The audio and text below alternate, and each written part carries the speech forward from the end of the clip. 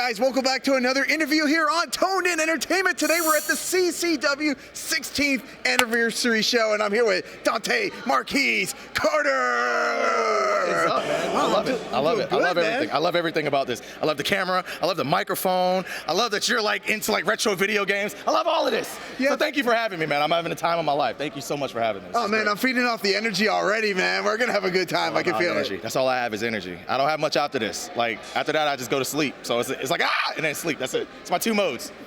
That's right, because you already had a tag team match here tonight. Yes. You've been here setting up the ring and tearing down the ring, and people don't know that there's a lot that goes on behind the scenes other than you just coming out, having a match, and going home. That's not the case. And then doing that, especially like if you're the first match. So you got to do all of that, and then you got to get ready for your match. So it kind of doesn't really work in my favor because people can be like, oh yeah, like the bad guys, because bad guys, they don't help out with nothing. Never. So they're in the back watching us. So we're working our butts off or whatever, and they just sitting there just like ha ha ha, and then they just use that in our advantage. Like I can tweak my back trying to put the ropes on, and then they just use that in the match. So it doesn't work out. I don't like it. I don't like it. I think equal opportunity ring setups. I think that's what we need. I think we need a union down here, right? You know what? Yeah, we're gonna. How do we start a union? Oh, Let's start a union. Everybody, we're starting a union. I was ready to start. I was about to pick it right now. I forgot. Stay right here with the people. In the zone. In the zone with the people.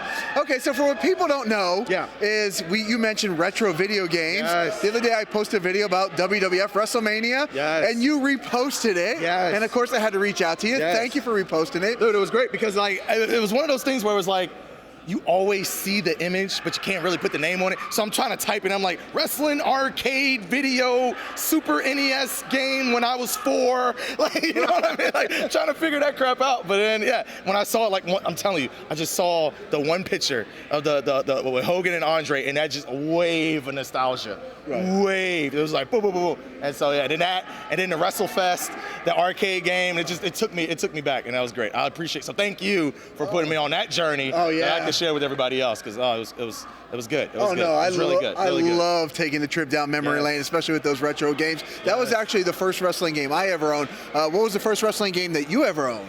That I owned? Probably none. But all my friends had the game, so why did I need to buy it? Okay. No, actually, no. I bought. So my friend, he had the Nintendo 64. So I actually bought a wrestling game for Nintendo 64. We were Sony. Shout out Sony, PlayStation. Sony. We were a Sony household, PlayStation 2.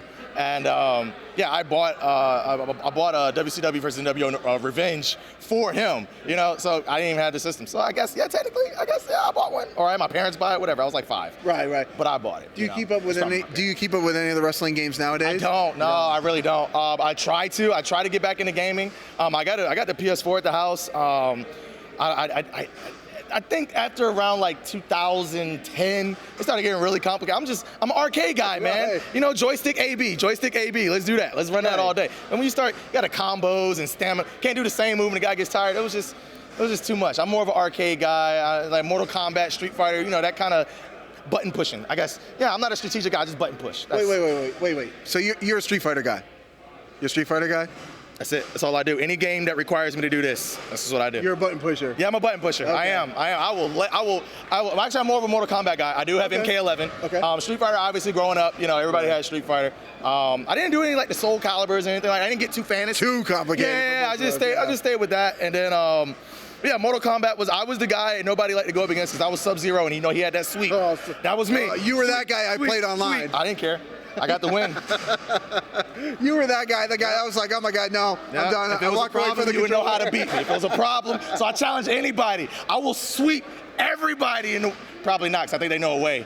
So if we go back in time to the early 2000s. There was always those tricks, like I know in Street Fighter, M. Bison had those tricks with the psycho power. Blanca had the little electricity that used to just drive people Tiger, crazy. He had the Yoga Flame. He was just hit him with the Yoga Flame. Yep. No, I was one of those guys. You were one of those guys. Once I found it out, that was it. I didn't need anything else. Once I found out the combos, it was over. I played a lot of Street Fighter online.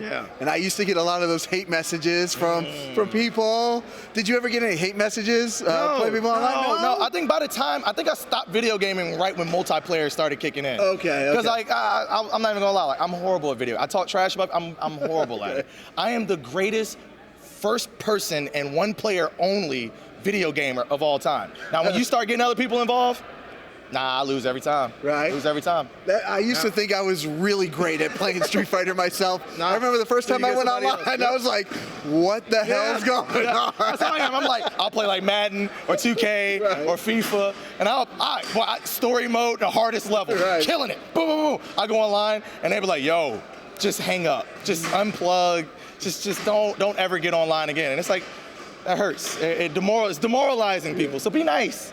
Be kind. Oh, people aren't nice, man. They're beating you 28-0 in the first quarter, and you're like, I gotta play 45 more minutes. It's like the Tampa Bay Vipers in the XFL. Every time I play Madden, it was bad.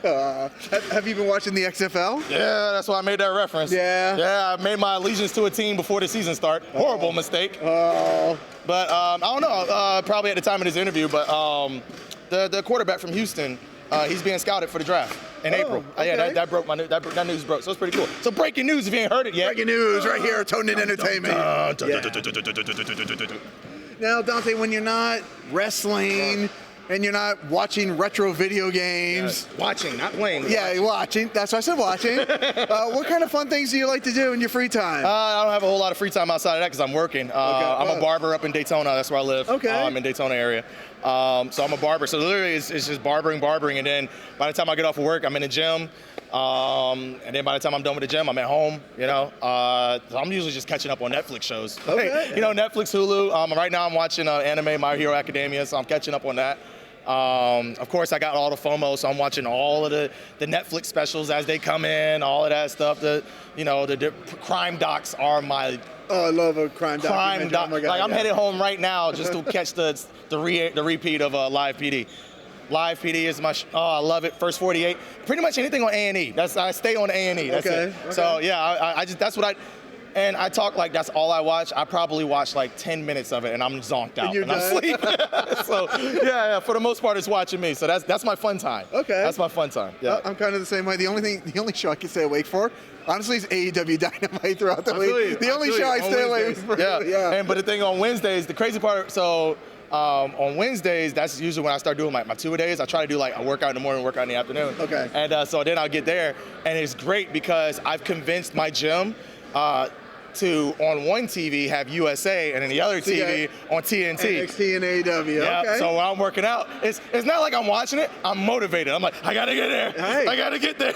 That's the goal. That's why you're here, is to get to be on AEW, to be on NXT, right? That's the ultimate goal, right? But actually, I will say this, and I try to tell them, for sure, everybody wants that entrance on whatever big pay-per-view. My goal is I always want to wrestle for someone's TV show. That's my goal. I mean, obviously you want to do that. And with so many different forms of that, so many different promotions, so many different ways to achieve that goal. It doesn't necessarily have to be WWE or AEW. It could be New Japan. It could be, all of these different companies There's around a lot of opportunities right now. Yeah. So my main goal really is just influence, man. Like I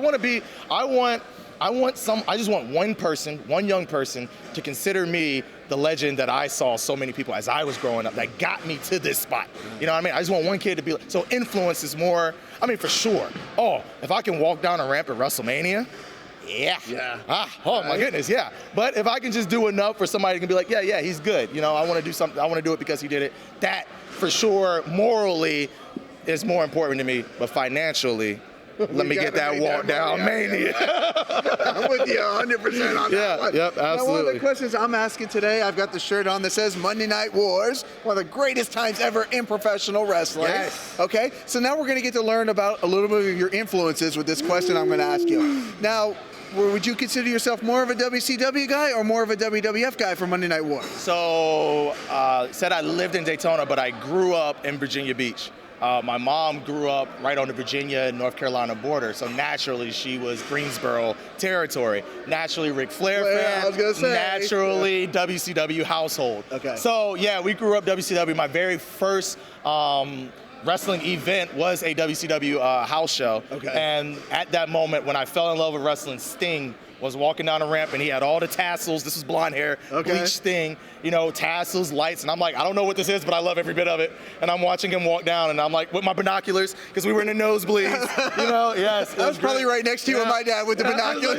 We were passing it back and forth, in a Norfolk scope, I remember that. And so yeah, definitely WCW household. But when it came to it, Me and my brother, we were swapping. You know, we had it on last, TNT, USA, and commercial breaks. You know, or we didn't really care to see this match, swap over. You know, so that was it. And then those nights when we were on punishment, we still did it, but we had to find ways that the parents didn't find out, and we were way too obvious. We got caught every time. Right. Because my dad would come on and be like, I didn't watch USA last night. Why is it on USA? So, you know. It's like Mankind is on my TV. Come on now. Yeah. It was like, why didn't I watch USA? Why am I watching Murder, She Wrote? And no, that didn't happen. That didn't happen. But yeah, definitely I would say WCW influenced. But then the turn, like everybody else, I kind of started making that turn to WWE. I would say about like 97, 98 was when I started making that turn. Pretty much when The Undertaker started doing the ministry, that was what drew me in for sure. That whole storyline. And then when I followed Jericho. I mean, you talk about AEW. Right. I consider him hands down the greatest of all time. Considering from when I started wrestling, he was the kid that just came out of Mexico, that cruiserweight in WCW. Right. Like I said, I started with WCW, so I followed Jericho all the way up until where he is now, and he impresses me every time he gets in the ring. So, you know, seeing stuff like that. So when he made his debut in '99, I would say that's when I was 100% WWF at that point. Okay. Well, during that time, there was a lot of who's going to jump ship, right? Yeah. Who's going to WCW? Who's going to WWF? You never knew. Yeah. Okay, let's say Dante Marquis Carter is going to invade one of those promotions, and now you have to take 3 wrestlers of your choosing to do this invasion. At that time? Let's go any time period. Let's go any time period. Let's have fun. What 3 wrestlers would you choose? Whew. Okay, I'll do a past, a current, or a present. So we'll do like a past, a current, and then I'll do like a Wednesday night, like an AEW NXT. So we'll go that way. Okay. All right, past for sure. If I could ever get in the ring or mix it up, it would for sure be, it's a tie, I'm sorry. It would for sure be Undertaker or Sting, between those two, hands down. Whatever, at the 97, we'll say that's their peak, was 97. Yeah. If I can go back in time and somehow get in there, that would be my number one. Going into the later years, who I would invade, I would say, man, that's a good one. I would. Whew. Yeah, there's a lot of great talent now at AEW, NXT, early 2000s, mid 2000s. Man, I would probably say Randy Orton. Okay. Randy Orton, as he was coming up like that, around that legacy era, like around that time where he was transitioning over into the more veteran status for sure. And then modern day, man, any of these guys that are flipping and flopping and flying around for sure.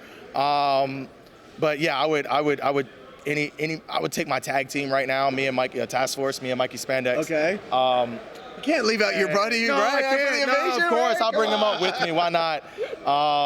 But yes, any of these tag teams that are killing it right now. Yeah. New Japan with God, any of those guys.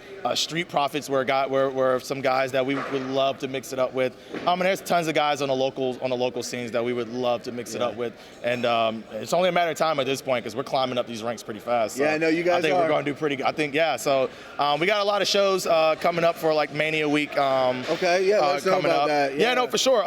So I think right now our show count is probably at like 8 or 9 in that week right now. That's crazy. It's going to be brutal. And it stretches from Tampa to Orlando to Jacksonville that entire week. So I'm going to be tired of wrestling. I don't know if I'm going to be able to watch Mania. I'm going to be so tired of it. Well, if people want to follow you and find out where you're going to be at, where can they follow you at? So I'm on Facebook, Dante Marquis Carter. I'm also on Twitter and Instagram at inquiswetrust. On Facebook, we also got the Task Force page. There's obvious. We keep all of that current, up to date on where we're going. There's also a link to our merch. All that great stuff. Yeah, I saw the new shirts. I saw the new shirts that are out. We got that's our Mania exclusive shirts that we got coming up. Nice. That we just orange released to the ones, public. right? No. It's the black one, the black and blue and yellow ones. Oh, okay. The orange one was the first shirts that we came out with. Okay. We didn't have a way to sell it in that first year, so we kind of just were, and everybody's like, we want one. So we kind of gave them that anticipation for a year, and they said, all right, it's finally released to the public. There you go, take it. Awesome. And we got some good responses. A lot of people's bought that shirt, so that's pretty cool. Definitely. So get yours while you can. ProWrestlingTees/Mission Accomplished. There you go. I mean, get the merch, support these guys. I mean, they're out here working hard, entertaining, and hey, they got to pay the bills just like everybody else, right? Everybody else. And also check these guys out too. You know, Toned In Entertainment, they're holding it down. We're doing big things. We got to get the merch. You gotta get the merch. I was pointing to the merch. We gotta get to the man. We got to get the merch, though. We got to get the merch. Quid pro People quo, have actually been asking me about the merch. We got to get the merch real soon here. Yep. All right, Dante, I'm going to let you go. It's been a long day here at CCW. So they're looking at me because I'm not helping. Oh my God! Always appreciate your time. All right, man. Thank you. All right, guys, make sure you subscribe here to Toned In Entertainment for future videos. Subscribe to the channel. Do it. Go now. Do it now.